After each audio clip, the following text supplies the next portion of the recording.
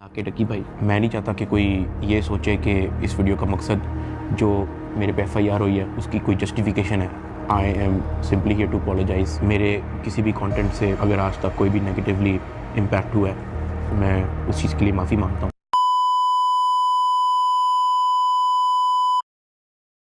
16 अगस्त 2025 को जब मैं सो के उठता हूँ तो मैं बड़ा एक्साइटेड होता हूँ क्योंकि हमने अपने दोस्त वगैरह मेहमान बुलाए होते हैं, हमने अपने घर में दावत रखी होती है, मेरे सब दोस्त आते हैं, बड़ा इंजॉय करते हैं, हम खाना शाना खाते हैं, गपशप लगाते हैं, मेहमान चले जाते हैं। उसके बाद मैं और रू पैकिंग में लग जाते हैं क्योंकि हमें मलेशियन गवर्नमेंट का एक इवेंट है, उधर से इन्वाइट आया होता है कि भाई आप आएँ हमारे लिए कुछ वीडियोस वगैरह बनाए वगैरह। हमने बड़ी जल्दबाजी में पैकिंग की क्योंकि मेहमान आए होते हैं, हमें टाइम नहीं मिलता और मुझे नहीं पता था कि जब हम पैकिंग करके अपने घर से निकलेंगे तो मेरी ज़िंदगी का सबसे मुश्किल वक्त शुरू हो जाए। एयरपोर्ट पहुंचते हैं, हम सामान अपना अनलोड करते हैं। रात के 9 बजे के करीब हमारी फ़्लाइट होती है, हम काउंटर पे जाते हैं और हमें अपना बोर्डिंग पास मिल जाता है। उसके बाद जहाँ पे इमिग्रेशन होनी होती है, जहाँ पे आपके पासपोर्ट पे एग्जिट स्टैंप लगती है, हम जब वहाँ पे पहुँचते हैं तो वो मेरे से पूछते हैं कि आप पे कोई FIR तो नहीं है। मैंने कहा नहीं। कहता आपका साइबर क्राइम में कोई इशू है क्या? मैंने कहा नहीं। कहते आप हमारे साथ आ जाएं। मैं और रूब एक दूसरे की तरफ देखते हैं कि ये क्या हो। हम किसी को ऑन टाइम ज़्यादा इन्फॉर्म ही नहीं कर पाते हैं। मैंने ज़िया को सिर्फ मैसेज कर दिया था कि ये इस तरह से इशू हो गया है तो शायद हम फ्लाई ना कर पाएँ, तो आप प्लीज़ गाड़ी जो है वो एयरपोर्ट ले आओ।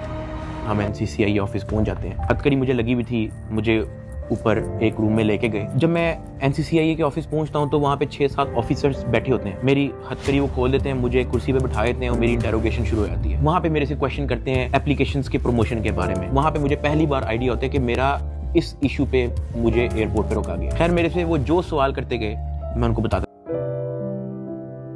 किसी एप्लीकेशन का कोई कंट्री हेड नहीं हो। वो अपनी कुर्सी से अचानक उठता है, कहता तेरी माँ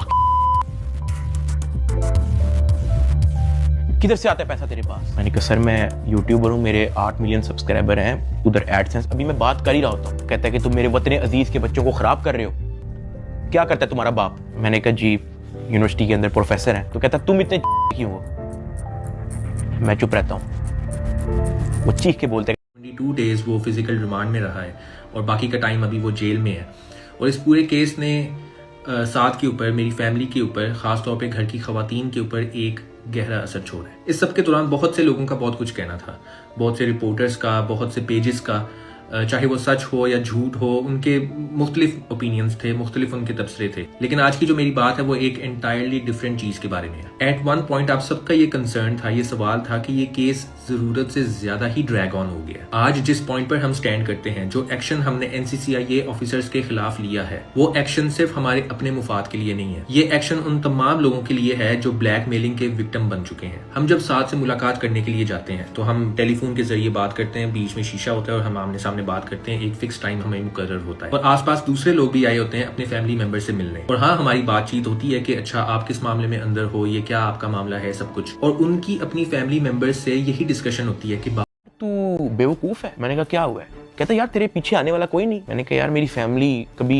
इन चक्करों में पड़ी नहीं है। तो कहता नहीं तू बेवकूफ है, तुझे समझ नहीं आ रही कि मैं क्या कह रहा हूँ, तुझे अपना मसला नहीं हल करना। मैंने कहा नहीं मुझे नहीं समझ आ रही आप क्या कह रहे हैं। कहता कि तेरा कोई दोस्त पीछे आने वाला, कोई तेरा भाई, कोई तेरा आउट ऑफ कंट्री कोई दोस्त रहता हो, कोई तेरे पीछे आने वाला नहीं। मैंने कहा कि मेरी तो बातचीत ही नहीं है किसी से, तो मैं किसको क्या कहूँ। तो कहता कि ये जो तेरा IO है ना, सारी गेम इसके हाथ में, इसने जो लिखना है तेरे साथ वही होना है, तो तू अगर इसके साथ ताउन करेगा तो तेरा मसला हल हो जाएगा। मैंने कहा मैं समझा नहीं आपकी बात। कहता कि भाई लगता है तुझे सारा पैसा कब्र में लेके जाना है, पैसे आप फिर कमा लोगे, आप अपना मसला हल करो। मैंने कहा मैं इन चक्करों में कभी भी नहीं पड़ा, मुझे नहीं पता कि क्या पैसे कितने लगते हैं, क्या होता है, मुझे नहीं पता। आप मुझे बताओ आप कहना क्या चाह रहे हो। कहता कि तेरा जो मसला है ना वो 7-8 के अंदर हल हो जाएगा। पहले मुझे लगा कि कोई 7-8 लाख की बात कर रहा है कि कोई 7-8 लाख के अंदर मेरा मसला हल हो जाएगा। मैंने कहा 7-8 लाख? कहता नहीं तू लाखों में ही रही। मैंने कहा 7-8 करोड़? कहता तो और। मैंने कहा इतने तो मेरे पास है ही नहीं, मेरे रिसेंटली कुछ बहुत ज़्यादा खर्चे हुए हैं, मैंने आगे भी बहुत सारी मेरी स्पेंडिंग है, मेरे 100 और काम है, मेरे पास नहीं है। कहता बस फिर तो इधर ही पड़ा रहा है। मुझे वहाँ से आइडिया हो गया कि इस बंदे का काम सिर्फ और सिर्फ मेरे से पैसे मांगना है। जब मैं NCCI की कस्टडी में था, आप लोगों ने शायद 3,26,000 USDT की बात एडिशनल डायरेक्टर के पॉडकास्ट में सुनी होगी। 3,20,25,000 USDT वो इसके डिजिटल वॉलेट में से हमने अनर्थ करके कोर्ट ऑफ लॉ में सबमिट कर दिए।